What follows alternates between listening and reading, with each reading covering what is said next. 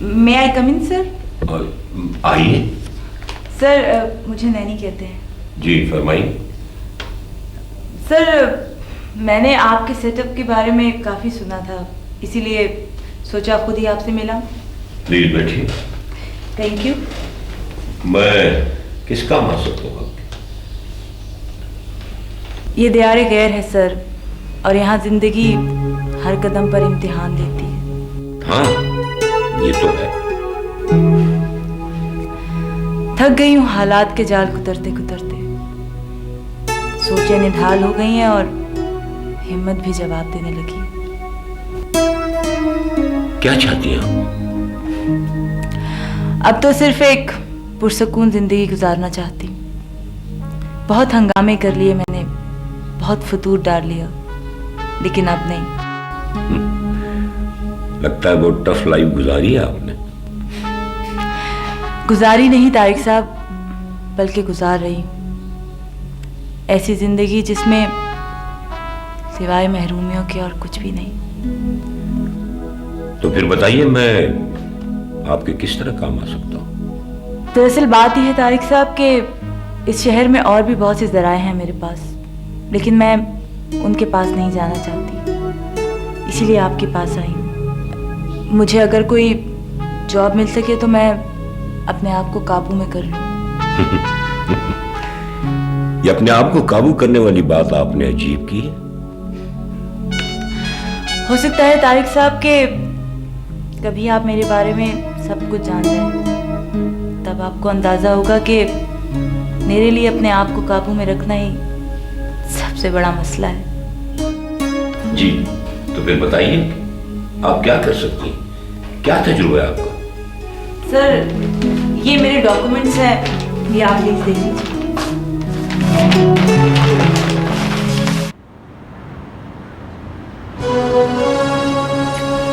जल्दी से बड़े हो जाओ मेरा बच्चा, कितना अच्छा लगता है।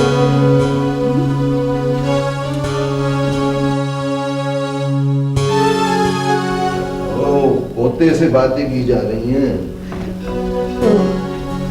माशाल्लाह, कितने दिनों के बाद सेहत अच्छी है इसकी। ठीक हो जाएगा, ठीक हो जाएगा, बस इलाज में कोताही नहीं होनी चाहिए। कितना अच्छा लगता है और कितना सुकून मिलता है इस तसव्वुर के साथ कि पोता दादी की गोद में है और दादा पास बैठे किताब पढ़ रहे। कितने हसीन लम्हे हैं ये। हाँ ये सब कुछ अपनी जमीन अपनी मिट्टी में अच्छा लगता है। हाँ न जाने कब नसीब होगी अपनी जमीन और अपनी मिट्टी। नसीब होने वाली है।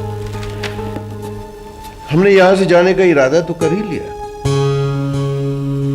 ये न जाने मैं कब से सुन रही हूँ, लेकिन अब इरादा पुख्ता हो चुका है। मैंने इस मुल्क से अपने आप को समेटना शुरू कर दिया है। खुदा आपकी ज़बान मुबारक करे। हम सब एक साथ जाएंगे ना? नहीं एक साथ नहीं, पहले मरहले में तुम लोग जाओगे, उसके बाद मैं जाऊंगा।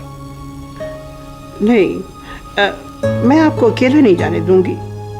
भाई ये जरूरी है नुज़हत, ये सब इंतजामी मामलात हैं, शमाइल सब कुछ संभाल लेगा। मेरा बस चले तो मैं आज ही उड़कर चली जाऊं। बहुत याद आते हैं अपने लोग, अपनी गलियां, अपनी मिट्टी।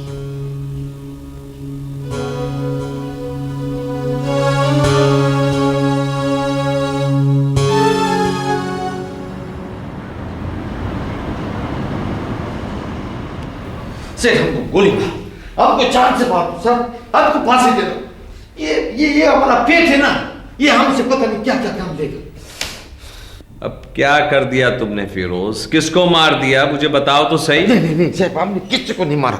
हम कसम खाता है, हम झूठ बोलते ही नहीं है साहब, हमने किसी को नहीं मारा। अरे भाई बताओ तो सही, अब क्या गुल खिला दिया तुम? बस साहब हमसे एक गलती हो गया, पता नहीं उस वक्त हम बिल्कुल अंधा हो गया था। अपना शिराजी है ना, उसका हमने पता नहीं। किसको बता दिया? तो साहब उधर हमारे पास एक आदमी आया था, अपने नाम आसिफ बताता था, उसके साथ एक छोकरी भी थी। पता नहीं हमारा दिमाग, हमारा खोपड़ी उस वक्त बिल्कुल घूम गया, हमने उसको पता बता दिया। पता नहीं तुम्हारी वजह से अब क्या क्या होगा। I cannot understand. हमारी माफ कर दो, हमसे बहुत बड़ा गलती हो गई। पता नहीं हम क्यों ऐसा गलती बार करते हैं, बार करते हैं, समझ में हमारे नहीं आते।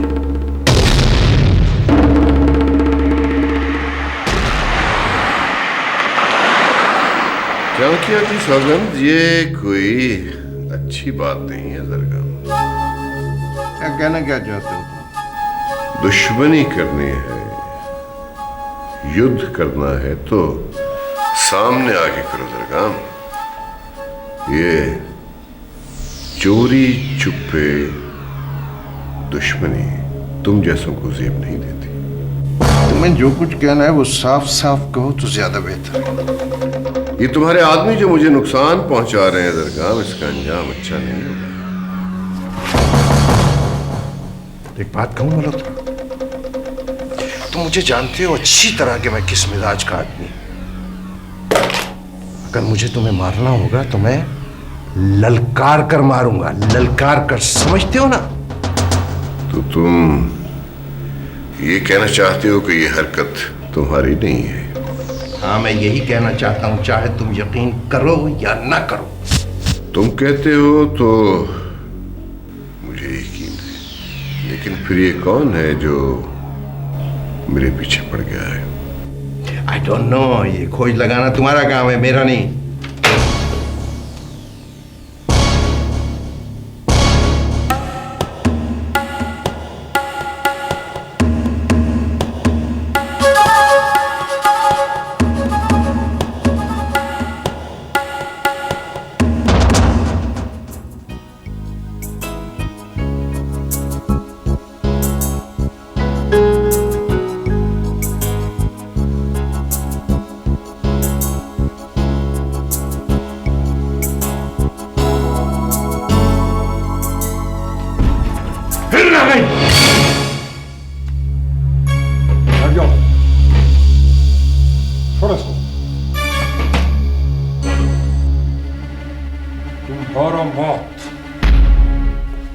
रुक जाओ आसिफ, आसिफ रुक जाओ प्लीज।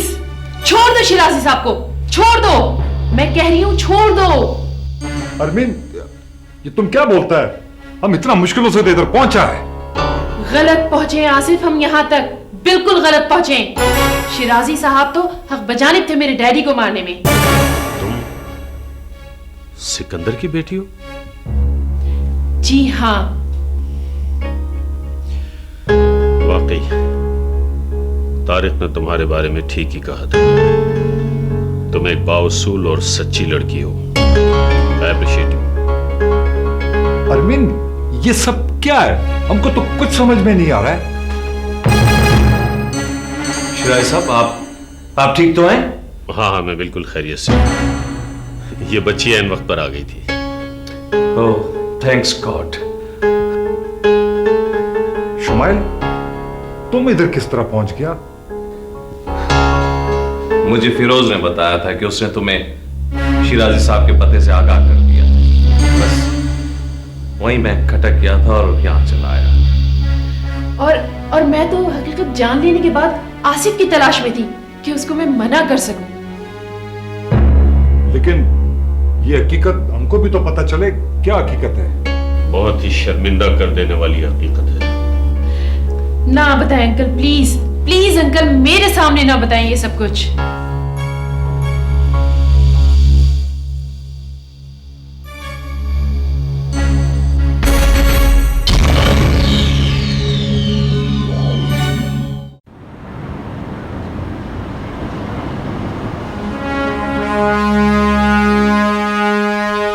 गुड मॉर्निंग सरगम।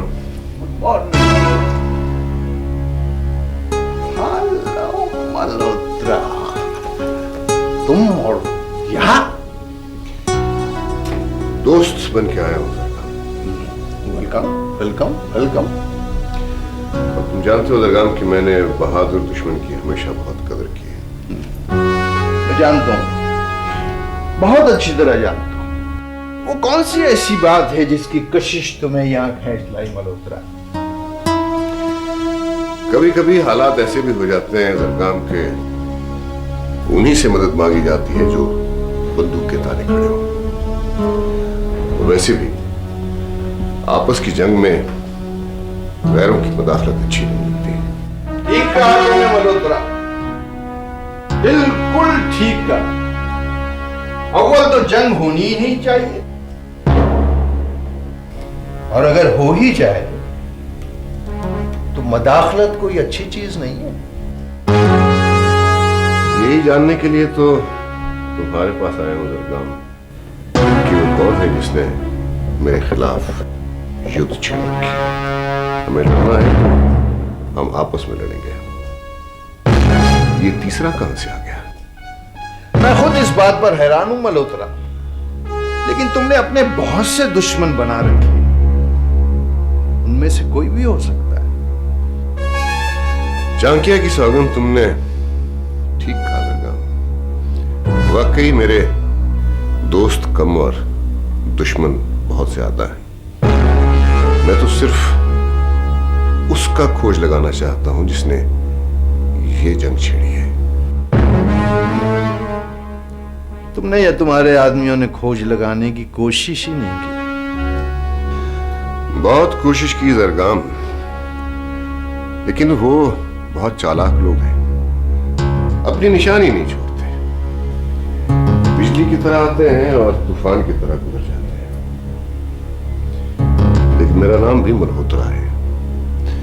जिस रोज मुझे उनका पता चल गया वो उनका आखिरी दिन होगा।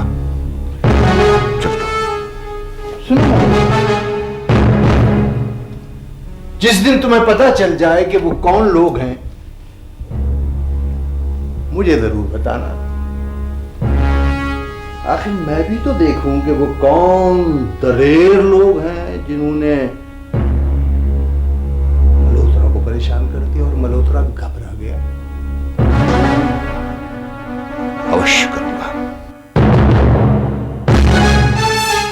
अवश्य बताना।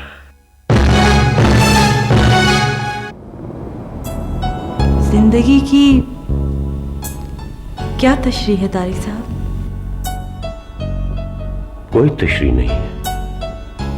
हर शख्स के लिए इसका मफहूम मुख्तलिफ होता है। तो फिर हमारे लिए क्या है?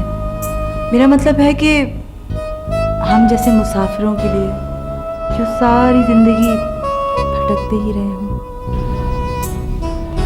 देखो नैनी, मंजिलें तो सबके लिए होती हैं। ये और बात है कि हम उस मंजिल का तयन न कर पाए, नजरअंदाज कर दे उसे, और फिर नजरअंदाज कर देने की सजा भी भुगतते रहे। हाँ नैनी,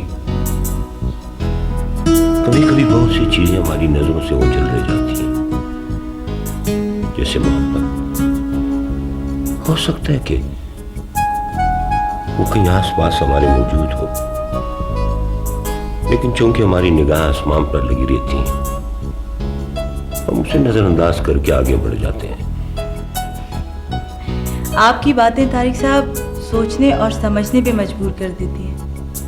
कहां से हासिल किया आपने ये सब कुछ? कहीं से नहीं, अपनी नाकामी और वक्त की मेहरबानियों ने सब कुछ सिखा दिया। तारिक साहब, मैं तो अपने आप को खुशकिस्मत तस्वुर करने लगी हूँ कि मेरी आपसे मुलाकात होगी, वरना पता नहीं कहाँ कहाँ भटकना पड़ता। नहीं नैनी, मजबूत लोग ज्यादा देर तक नहीं भटकते, वापस आ जाते हैं अपनी मंजिल की तरफ। वैसे कितना अजीब एहसास है ना? कैसा एहसास? यही कि अपने वतन से दूर गैरों के दरमियान अचानक ही किसी अपने जैसे का मिल जाना। हाँ, इस एहसास में बड़ी तमानियत है नैनी। कि हमारे आसपास कोई ऐसा है जो कि हमारी परेशानियों में हमारा साथ दे सकता है। जी सर।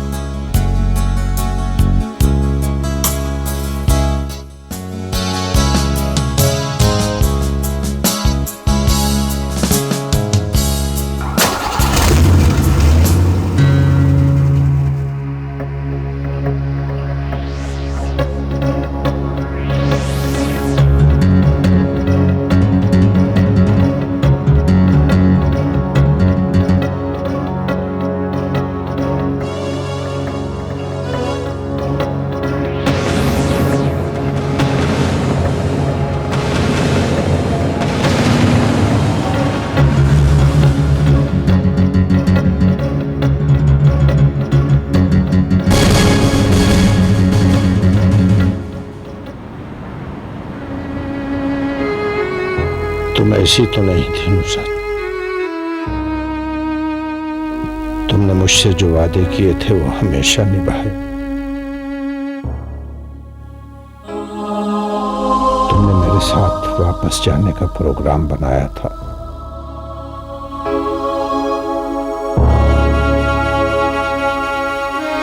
लेकिन तुम कहाँ चली थी?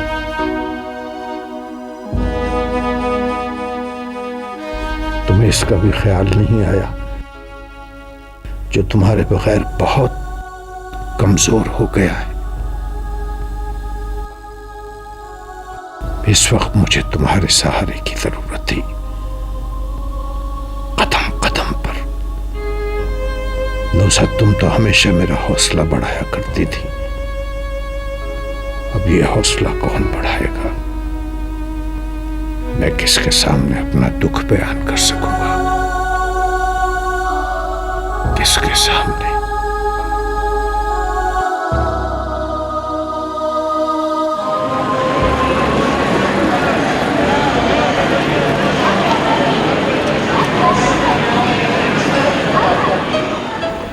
मैं अब यहाँ नहीं रहूंगी आसिफ।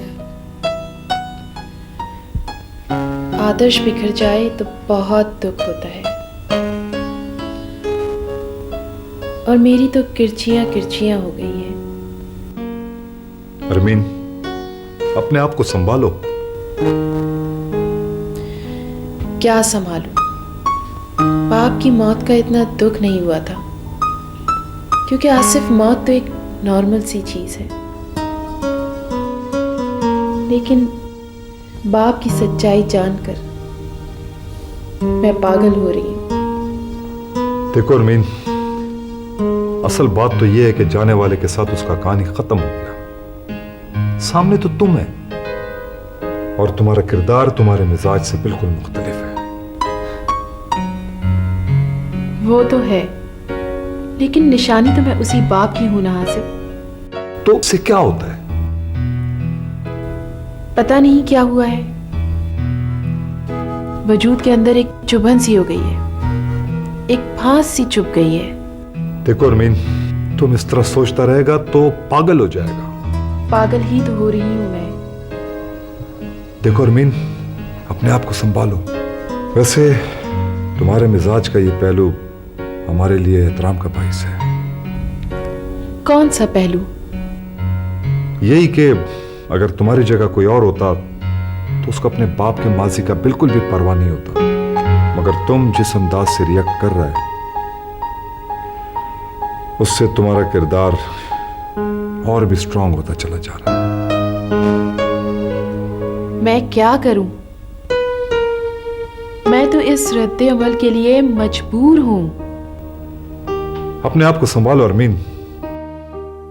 चलो ऐसा करते हैं कि पार चलते हैं, तुम्हारा दिल बहल जाएगा। नहीं आसिफ, मेरा दिल नहीं चाह रहा। कम ऑन अरमीन, कम ऑन, चलो उठो, शाबाश। ओके, दैट्स गुड, चलो।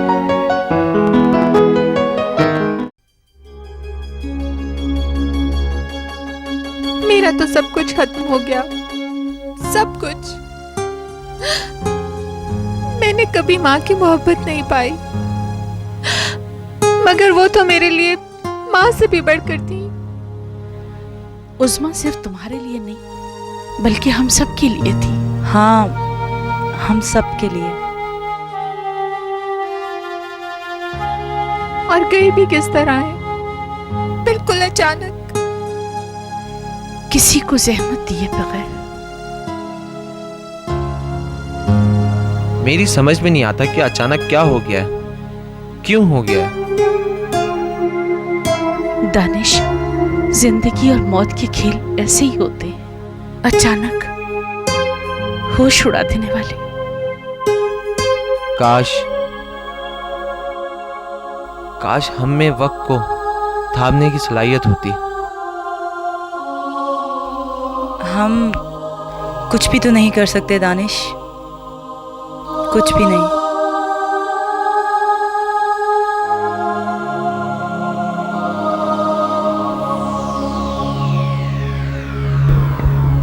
ओहो, ये तो बहुत बुरी खबर है। चांकिया की सौगंध, बहुत दुख हुआ है सुन के। हाँ, इस उम्र में आदमी का अकेले रह जाना बड़ी अशुभ बात है, लेकिन तुम हौसले वाले हो, मुझे यकीन है अपने आप को संभाल लो। मेरे लिए कोई काम हो तो जरूर बताना।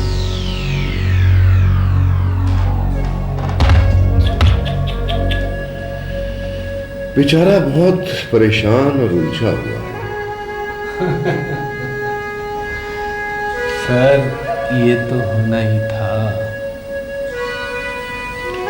उसकी उलझने और परेशानियां हमारे बहुत काम आ सकती हैं राजेश। वैसे सर एक बात है, शिव शंकर की सौगंध, अक्लमंद आदमी वही होता है जो मौके से फायदा उठाए। और इस वक्त जरगाम अपनी उलझनों में खुद उलझा हुआ है। इस वक्त अगर हम चाहें तो इस मौके से फायदा उठाते हुए अपना हिसाब बराबर कर सकते हैं।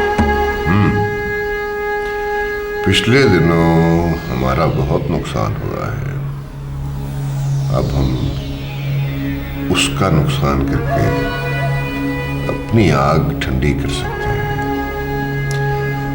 राजेश, अपने आदमियों को तैयार रखो, मैं किसी वक्त भी हमले का हुक्म दे सकता हूं। Right sir.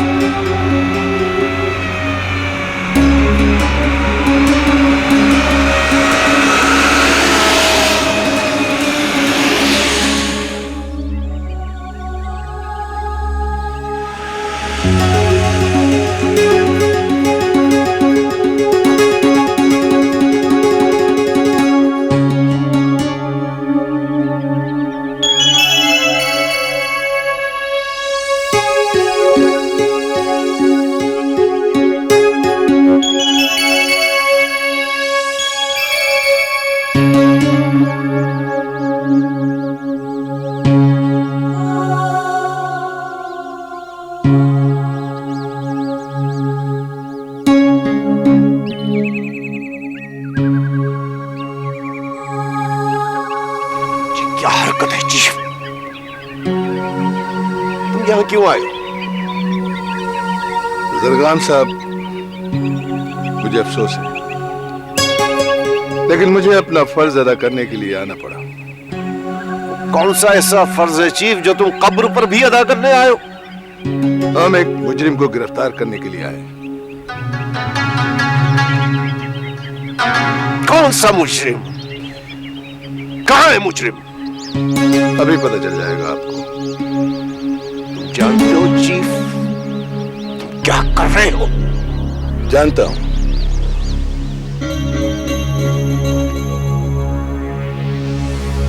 मिस्टर शिराजी,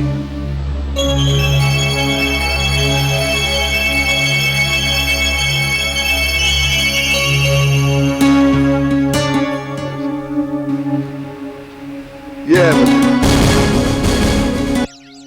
सरकार, मैं अगर नुज़रत की कब्र में ना होता तो शायद कभी अपने आप को माफ न करता।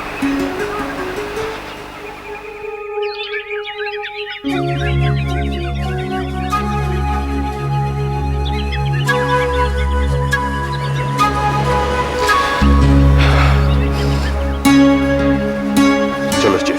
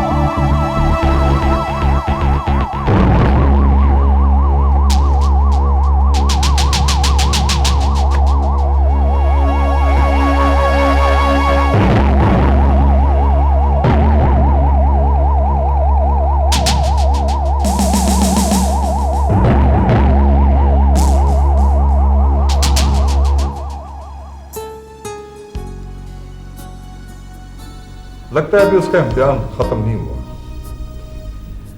और बेचारे फिर गिरफ्त में आ गए। देखो, इंसान भी कितना बेबस और कमजोर होता है। शिराजी कितना बड़ा नाम है, क्या कुछ नहीं है उसके पास, दौलत, ताकत, लेकिन सब बेकार है। और कोई भी चीज काम नहीं आ रही। मेरा तो हिम्मत ही नहीं पड़ रहा जरगाम साहब की तरफ जाने का। उन लोगों को एक गम तो मौत का है, ऊपर से ये परेशानी पड़ गया। आसिफ, अगर मैं तुमसे कोई बात कहूं तुम मान लोगे? हाँ बोलो।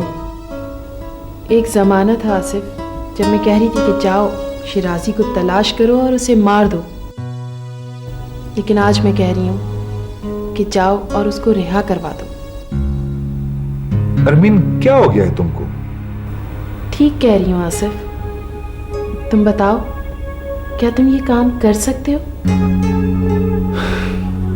हम तो इस वक्त सिर्फ तुमको देख रहे हैं, तुम्हारा खूबसूरत दिल का कैफियत समझने की कोशिश कर रहे हैं। पता नहीं कैसा मिजाज है मेरा, मैं क्या चाहती हूँ। अरमीन, तुम बहुत अच्छा लड़की है। तुमसे अपने बाप के कातिल का परेशानी भी नहीं देखा जाता। इससे बड़ा और क्या बात हो सकता है? तुम ये बताओ आसिफ, मेरा ये काम हो सकता है? अरमीन, हम क्या कह सकते हैं? पुलिस ने शिराजी को और ज्यादा सख्त कैद में रख दिया है। उसका पहरा बहुत सख्त होगा, मगर हम तुम्हारा खातिर उसको छुड़ाने का कोशिश करेगा। नहीं आसिफ, मेरा मतलब है तुम अपने आप को बचाकर कोई भी काम करना, क्योंकि तुम भी मेरे लिए बहुत अहम हो।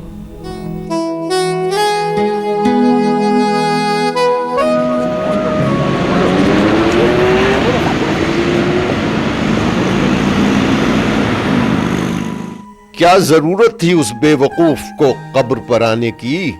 बाबा जान, पापा को अम्मी जान से बहुत उनसियत थी। वो तो सब ठीक है बेटा, मगर जो कुछ हुआ अच्छा नहीं हुआ। बाबा जानी, सवाल तो ये है कि पुलिस को कैसे पता चला, जबकि खुद हमें अंदाजा नहीं था। पुलिस चीफ बेवकूफ नहीं है, वो एक ज़हीन आदमी है। उसने अंदाजा लगा लिया होगा कि शिराजी साहब कब्र पे जरूर आएंगे। लेकिन अब किया क्या जाए, मामला तो बहुत ज्यादा बिगड़ चुका है। हाँ बहुत, आई नो, फिर भी हमें अपनी कोशिश तो करनी है। लेकिन अब हम कर क्या सकते हैं? इस दफा तो कानून ने उन्हें पूरी तरह घेरे में ले लिया। मगर बाबा, अब पापा जान का क्या होगा? अजीब उलझन है। हम एक दुख को बर्दाश्त नहीं कर पाते कि हमारे सामने दूसरा आकर खड़ा हो जाता है। हम सोचते ही रह जाते हैं कि ऐसा क्यों हुआ है। काश सिर्फ 2-4 रोज की मोहलत और मिल जाती तो मैं शिराजी साहब को लेकर यहाँ से निकल चुका होता। हाँ शुमाइल, अब हमारे पास सिर्फ काश के और कुछ भी नहीं है। हर हादसा अपने वक्त पर हुआ करता है बेटा। आदमी की विसात ही क्या है। बाबा जानी, लेकिन सबसे पहले तो हमें यह देखना है कि शिराजी अंकल को रखा कहाँ गया है। वो जहां भी होगा कड़ी निगरानी में होगा। जाहिर है इस बार तो उनकी निगरानी बहुत सख्त होगी।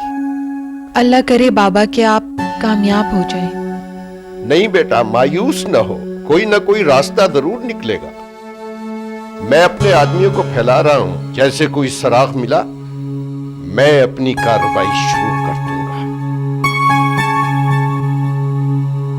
उस्मा रिलैक्स, सब ठीक हो जाएगा।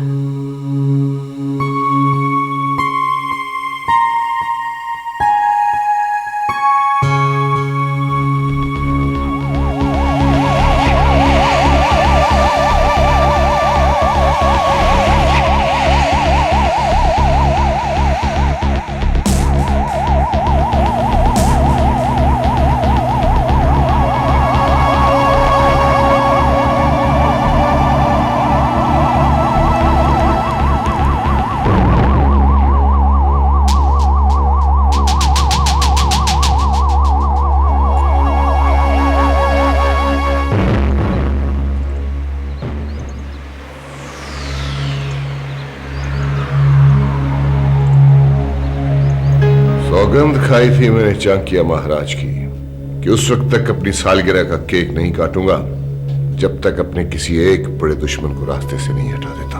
आपको बहुत बहुत बधाई है सर। आधार का एक शत्रु और उससे बड़ा, उससे ज्यादा खतरनाक। वो भी साफ हो जाएगा सर। हाँ, और उसे मैं खत्म करूंगा अपनी साजिश से। सर, शिराजी की वापसी की तो कोई उम्मीद नहीं है ना? कैसी बातें करते हो राजे? शिराजी तो अब गया इस शहर से और कोई नहीं जानता है कि उसे कहां रखा गया है, और जहां उसे रखा गया है वहां परिंदा भी पर नहीं मार सकता। अब जरगाम के बारे में आपने क्या सोचा है सर? सब्र, धीरज, पेशेंस, उसे खत्म करेंगे धीरे धीरे, आहिस्ता आहिस्ता, स्लोली। पहले अंदाजा लगाओ कि उसमें कितनी हिम्मत, कितनी सकत, कितनी शक्ति बाकी है, फिर उसे खत्म करना है आहिस्ता आहिस्ता। सर इसी को कहते हैं चाकिया महाराज वाली स्ट्रेटेजी। बहुत इंतजार किया मैंने। एमएक्स कॉर्पोरेशन में पहले हम दो ही थे, मैं और जरगाम, और मैं धीरे धीरे जरगाम को कमजोर कर रहा था कि बीच में कमबख्त शिराजी आ गया। जरगाम की पोजीशन मजबूत हो गई और मैं कमजोर पड़ गया। अब शिराजी नहीं रहा, जरगाम कमजोर हो गया है और मैं उसे जड़ से उखाड़ फेंकूं। लगता है सर कि प्रभु महाराज की आप पर खास कृपा है। अवश्य है और अवश्य रहेगी। Come on, let us celebrate.